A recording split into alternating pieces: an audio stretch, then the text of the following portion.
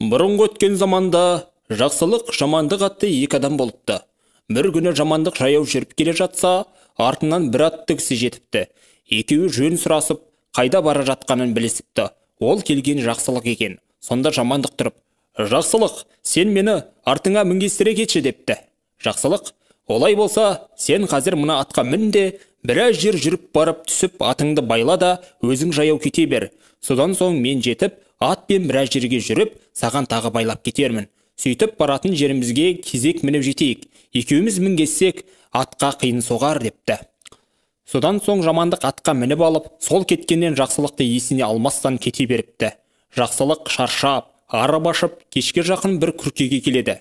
Ішіне кірсе жан жоқ. Бірақ ортада бір үлкен қазан асулы тұр екен.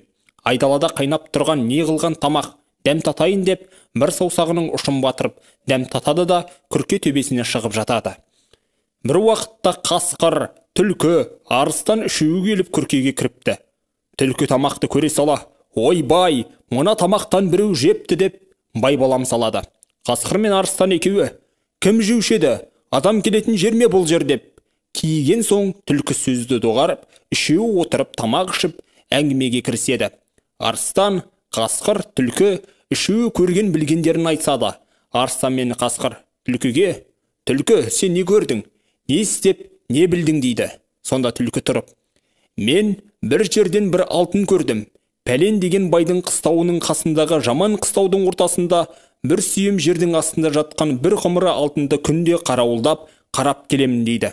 Сонда қасқыр тұрып: "Мен күнде пәлен деген байдың қойының арасында үлкен ала тоқтыны қарауылдап келемін. Себебі ол байдың ауырып жатқан бойжеткен қызы бар. Қандай ем қылса да жазылмайды және оның емін ешкім білмейді. Бірақ мен білемін, ол қызды жасатын ала тоқты. Ала тоқтыны сойып, өкпесін жегізсе жазылады. Тағы да ол бай жар салған: кім осы қызымды емдеп жазса, соған осы қызымды беремін" деп. Бірақ оның емін әлі ешкім тауып айтқан жоқ, тауып айта алмайды да дейді. Кезек келген соң арыстан тұрып: "Мен де түнде барып, түген байдың жылқысының біреуін жеп келіп жүрмін. Ол бай мені еш уақытта ұстай алмайды және маған ешбір жылқысы қуып жете алмайды. Жететін бірақ тайы бар. Ол тай пәлен тоғайдағы жылқының ішінде. Сол тайдан басқасынан мен құтылып кетем және ол байдың жар салғаны бар. Кім менің жылқымды жеп жүрген арыстанды ұстап берсе, соған бір үйір жылқымды беремін" деп. Олар әңгімелерін аяқтап, ұйықтап қалады да таңнан тұрып бет-бетіне кетеді. Жақсылық олардың барлық әңгімелерін естіп алып, адам емдеуші боп байдікіне келеді. Бай оның түріне қарап: "Осы емші шығар" деп ойлап: "Жоғары шық" дейді. Жақсылық отырған соң бай: "Қызыма бал ашып бер" дейді. Жақсылық мақұл дейді де қызына қарап: "Баланы емдетпей босқа қинапсыңдар ғой. Әкел анау үлкен ала тоқтыны. Мұның ауруы соның өкпесінде" дейді. Бай дереу қойшыларды жіберіп тоқтыны алдыртады. Жақсылық қызға тоқтының өкпесін жегізіп емдейді. Жазылған соң қызды өз алады. Бұдан кейін жақсылық бағанағы жаман қыстауға келеді. Қораның ортасын бір сүйемдей қазса, бір құмыра алтын шығады. Оны алып арыстанның айтқан жеріне барады. Барса, бай бір арыстанды ұстай алмай жүр екен. Мұны білген соң жақсылық байға: "Мен сол арыстанды ұстап берсем, сен маған не бересің?" дейді. Бай: "Егер ұстап берсең, саған бір үйір жылқы беремін" дейді. Жақсылық: "Жарар" деп толғап, тоғайдағы жылқылардың ішінен ала тайды ұстап алып, арыстанды күтіп тұрады. Арыстан келіп жылқыны алып қаша бергенде, жақсылық әлгі ала таймен қуып жетіп, арыстанды ұрып жығып, байдың бір үйір жылқысын алып, келген жолына түседі. Неше ай, неше жылдар өткенде бір күні бұған жамандық келіпті. Жақсылық жамандыққа қараса, үсті басында түк жоқ, қайыршы, дуана секілді екен.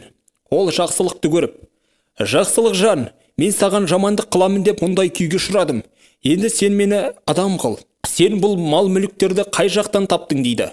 Сонда жақсылық: "Не де болса адамзатсың ғой. Сен жамандық істегенмен, мен саған жақсылық істейін" деп өзінің бастан кешкен оқиғасын айтыпты.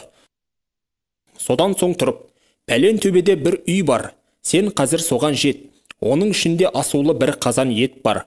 Бірақ оның ішіндегі еттен тек бір саусағыңды батырып, дәмін көр де үйдің төбесіне шығып жат. Сонда түлкі, қасқыр, арыстан келеді. Сен олардың әңгімесін тыңдай бер.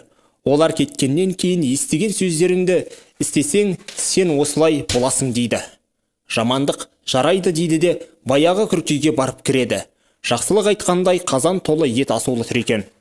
Қызығып кетіп шыдай алмай, мына бір жілігін жейінші деп еттен жеп, сорпасын да 5-6 рет ұрттап алыпты. Сөйтіпті де үйдің төбесіне шығып жатыпты. Бір уақытта түлкі, арыстан, қасқыр үшеуі күркеге кіреді. Түлкі тамақты көре сала: «Ойбай, мына еттің тоқпан жілігі жоқ, омыртқасы жоқ, сорпасы жоқ, біреу жепті» дейді. Оған арыстан мен қасқыр: «Кім жеуші еді? Бұл жерге адам келуші ме еді?» деп көнбейді. «Жоқ, бір бәле бар, мен түс көрейінші» деп түлкі жата қалыпты да, азан соң қайта тұрып: «Осы күрке үстіне шығайықшы, сонда бір пәле бар секілді» депті. Бұл сөзін қасқыр мен арыстан да мақұл көріп, түлкі төбеге шықса, жамандық жатыр екен. Үшеуі жамандықты бас салып жеп қойыпты. Сөйтіп жақсылық жақсылығынан өмір сүріп, мұрат мақсатына жетіпті. Жамандық жамандығынан ит құсқа жем болыпты.